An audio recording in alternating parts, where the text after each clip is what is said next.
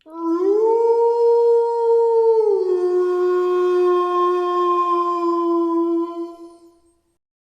Friends, ఇంకొక కొత్త horror స్టోరీతో మీ ముందుకు వచ్చేసాను. ఈ స్టోరీ చాలా ఇంట్రెస్టింగ్గా ఉంటుంది. సో వీడియో మొత్తం చూసి మీకు నచ్చితే వీడియోని లైక్ చేసి మా ఛానల్ని సబ్స్క్రైబ్ చేసుకొని పక్కనున్న బెల్ సింబల్ యాక్టివేట్ చేసుకోండి. ఇక లేట్ చేయకుండా స్టోరీలోకి వెళ్ళిపోదాం. నాకు ఒక బెస్ట్ ఫ్రెండ్ ఉండేవాడు. తన పేరు భరణి. మేమిద్దరం కలిసి కాలేజ్కి వెళ్ళేవాళ్ళం, తిరిగేవాళ్ళం, కలిసి కాలాన్ని గడిపేవాళ్ళం. అయితే చాలా రోజుల నుండి భరణి కాలేజ్కి రావడం మానేశాడు. అతని ఫోన్ స్విచ్ ఆఫ్ వస్తోంది. ఫేస్బుక్, వాట్సాప్ ఏవి యాక్టివ్గా లేవు. నేను అతన్ని చూసి కొన్ని వారాలు అవుతోంది. అతనేమయ్యాడో, ఎందుకు కాలేజ్కి రావట్లేదో తెలియలేదు. నేను విన్న కొన్ని పుకార్ల ప్రకారం అతనికి నర్వస్ బ్రేక్డౌన్ అనే ఒక మానసిక వ్యాధి వచ్చిందని తెలిసింది. ఒక సాయంత్రం నేను ఇంట్లో ఒంటరిగా ఉన్నప్పుడు తలుపు చప్పుడైంది. వెళ్ళి తెరిచి చూశాను. బయట భరణి నించుని ఉన్నాడు. అతని ప్రవర్తన కొంచెం విచిత్రంగా ఉంది. అతని కళ్ళలో నిద్రలేమి వల్ల వచ్చిన అలసట కనిపిస్తోంది. అంతేకాకుండా అవి బాగా ఎర్రగా అయిపోయాయి. అతనెందుకో ఆందోళనగా ఉన్నట్టు కనిపించాడు. మాటిమాటికి చుట్టూ చూసుకోవడం, తన భుజాల వైపు చూసుకోవడం, ఇలా వింత పనులు చేస్తున్నాడు భరణి. భరణి, ఏంట్రా ఇలా వచ్చావు అన్నాను.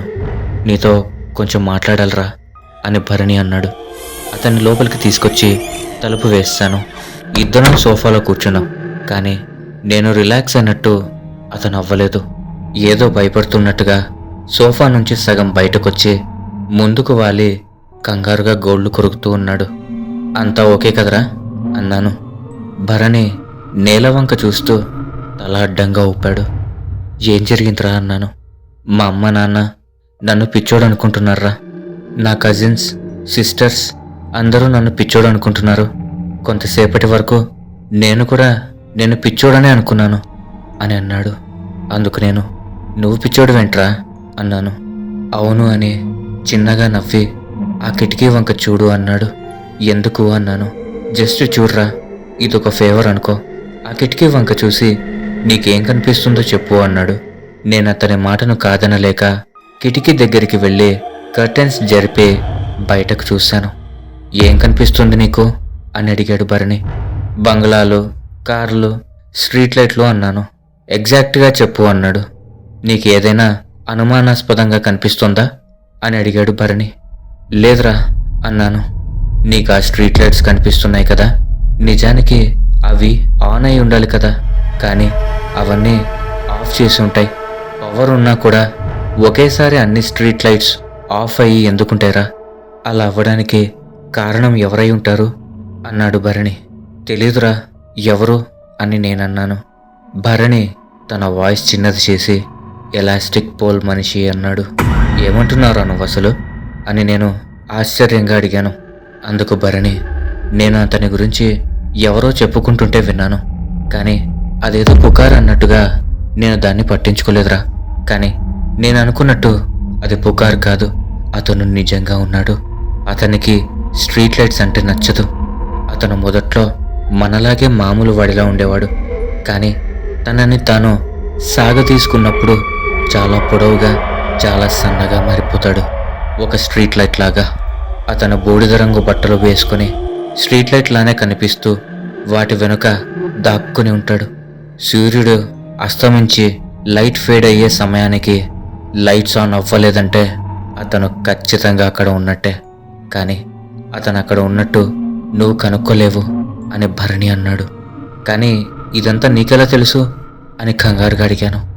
ఎందుకంటే నేను అతన్ని చూశాను కాబట్టి అన్నాడు భరణి. ఎప్పుడు చూశావు అని అడిగాను.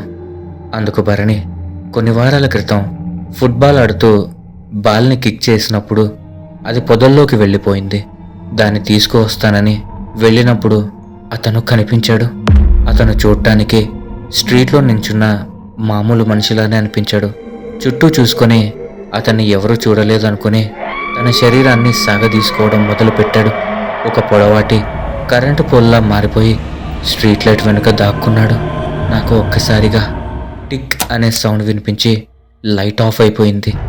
మెల్లగా అతను పక్కనున్న మరో స్ట్రీట్ లైట్ వెనక్కి చేరుకున్నాక టిక్ అనే సౌండ్ వినిపించడంతో ఆ లైట్ కూడా ఆఫ్ అయిపోయింది. అలా వరుసగా ఆ లైట్స్ ఆఫ్ అవుతూ ఆ స్ట్రీట్ లైట్స్ అన్నీ ఆఫ్ చేసుకుంటూ వెళ్ళిపోయాడు. కొంతసేపటికి అతను కనిపించలేదు. ఏమైపోయాడని పొదల్లోకి తొంగి చూస్తూ ఉండగా నా తల మీద ఉన్న లైట్ టిక్ అని ఆఫ్ అయిపోయింది.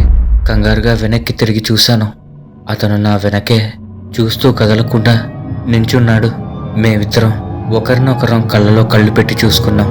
అతని కళ్ళలోని కోపాన్ని చూసిన నాకు గుండెల్లో దడపొట్టుకుని వెనక్కి చూడకుండా పరిగెత్తేశాను. ఇంటికి చేరుకుని అన్ని డోర్స్ లాక్ చేసేసుకున్నాను. ఆ తర్వాత చాలా రోజుల వరకు ఇల్లు వదిలి బయటికి వెళ్ళడానికి భయపడ్డాను. కొన్ని రోజులకి నేను రియలైజ్ అయ్యాను, కేవలం రాత్రులు మాత్రమే డేంజర్ అని, పగలంతా సేఫే అని. అతను కేవలం రాత్రులు మాత్రమే బయటకు వస్తాడు. ఎవ్వరూ అతన్ని చూడకూడదు అనుకుంటాడు. అతన్ని ఎవరైనా చూడటం తను ఇష్టపడడు. నేను దీని గురించి ఎంతమందికి చెప్పినా వినలేదు. మా పేరెంట్స్ నన్ను ఒక సైకాట్రిస్ట్ దగ్గరకు తీసుకువెళ్లారు. ఆమె కూడా నన్ను నమ్మలేదు. నువ్వైనా నన్ను నమ్ముతావరా అని అడిగాడు భరణి. తప్పకుండా భరణి, నేను నిన్ను నమ్ముతానురా అని చెప్పాను. లేదు, నువ్వు అబద్ధం చెప్తున్నావు. నువ్వు నన్ను నమ్మలేదని అర్థమవుతోంది. ఎనీవే, నువ్వు నన్ను నమ్మినా నమ్మకపోయినా నీ బెస్ట్ ఫ్రెండ్గా నీకు జాగ్రత్తలు చెప్పాలని వచ్చానురా అని చెప్పి భరణి అక్కడి నుంచి లేచి వెళ్ళిపోయాడు. అతను డోర్ దగ్గరికి వెళ్ళి అటు ఇటు చూసుకొని అంతా సేఫో కాదో చెక్ చేసుకొని కంగారుగా బయటకు పరిగెత్తాడు. నేను డోర్ బయట నించుని అతను కనుచూపు మేరలో కనపడనంత దూరం వెళ్లే వరకు చూస్తూ ఉన్నాను. ఆ తర్వాత నేను లోపలికొచ్చాక ఎందుకో దిగులుగా అనిపించింది. పాపం, నా బెస్ట్ ఫ్రెండ్కి మానసిక స్థితి బాలేదు. అతన్ని నాతోనే ఉంచుకొని హెల్ప్ చేయాల్సింది అనుకుని బాధపడ్డాను. ఆ మరుసటి రోజు పోలీసులకు భరణి దొరికాడు. అతను చాలా భయంకరంగా నలిపివేయబడి ఉన్నాడు. ఒక చిన్న దెబ్బ తగలలేదు, ఒక చుక్క రక్తమూ పోలేదు. కానీ అతని శరీరంలో ప్రతి ఎముక విరిగిపోయి పాడైపోయింది.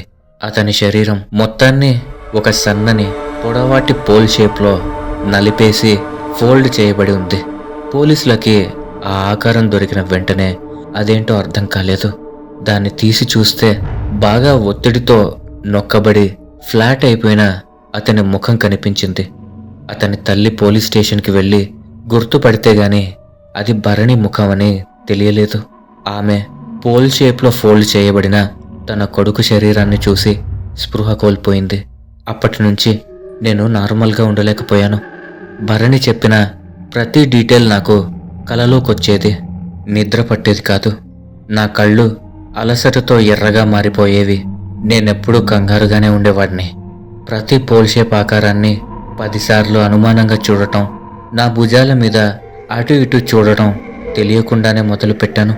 ఈరోజు పగలు కూడా నేను కాలేజీకి వెళ్ళేప్పుడు ఆ స్ట్రీట్ లైట్స్ని కౌంట్ చేసుకుంటూ వెళ్ళాను. కానీ సాయంత్రం తిరిగి వచ్చేప్పుడు కౌంట్ చేస్తే ఉండాల్సిన వాటికన్నా చాలా ఎక్కువ ఉన్నాయి. ఒక్కొక్క దాన్ని చూసుకుంటూ వెళ్ళాను. అదే పనిగా అనుమానంతో వాటి దగ్గరికి వెళ్ళి టచ్ చేసి చూశాను. అన్నీ బాగానే ఉన్నట్టు అనిపించాయి. ఒక్కటి తప్ప, అది ఒక కరెంటు పోల్ ఉండాల్సినంత దృఢంగా లేదు, మెత్తగా ఉంది. ఆ సమయంలో నేను దేని ఎదురుగా ఉన్నానో నాకు పూర్తి క్లారిటీ వచ్చేసింది. మెల్లిగా పైకి చూశాను. చీకట్లో ఆ పోల్ పై నుంచి 2 బూడిద రంగు కళ్ళు నా కళ్ళలోకి కోపంగా చూస్తూ కనిపించాయి. ఓకే ఫ్రెండ్స్, ఈ స్టోరీ కనుక మీకు నచ్చినట్లయితే ఖచ్చితంగా ఈ వీడియోని ఒక లైక్ చేసి మీ అభిప్రాయాలను కామెంట్ చేసి మీ స్నేహితులు మరియు బంధువులతో షేర్ చేసుకోండి. అలాగే మా ఛానల్ని సబ్స్క్రైబ్ చేసుకొని పక్కనున్న బెల్ సింబల్ని యాక్టివేట్ చేసుకోండి. Thanks for watching.